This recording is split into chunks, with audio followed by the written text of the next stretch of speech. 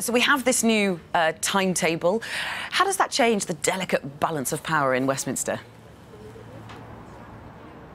Hi, Belle. Very good question. Balance of power is a good way of looking at it, because it did look as if Theresa May was about to lose control over this entire process. She was looking at a cross-party rebellion here in Parliament, perhaps tonight, by MPs who want to take no deal off the table. And even within her own cabinet, around 20 ministers reportedly saying that they would resign if she didn't do so.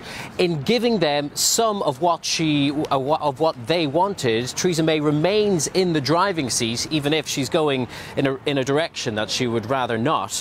As you say, she's given MPs a say on whether to proceed with no deal, a say on whether to extend Article 50 in a series of very carefully timed votes. And first among them, of course, is another opportunity to vote on her withdrawal agreement, with whatever concessions or updates or clarifications she manages to achieve from Brussels. And this gives her withdrawal agreement one last lifeline, and all the more leverage on those hard Brexiteers within her own party to say, get on board with my withdrawal agreement, backstop or not, because if you don't, there is a danger that this process is entirely thrown off timetable.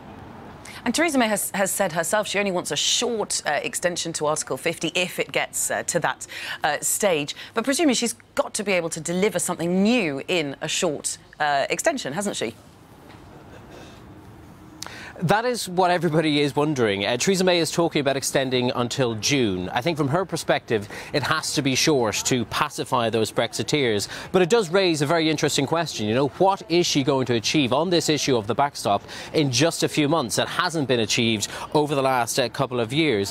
What it does do, though, is, of course, also give, various government departments more time to ratchet up their preparations for a no-deal outcome. But, of course, the duration, even the extension itself, is in the gift of the EU, and I think the duration of it will be something of a negotiation between London and Brussels. And it's quite interesting to hear Brussels' perspective on all this. They've talked about an extension of up to 2 years, which of course will go down like a lead balloon with many Brexiteers. But within that 2 years, what they're proposing is doing away with the transition period and therefore also the dreaded backstop. Let's spend these 2 years focusing on the future trading relationship.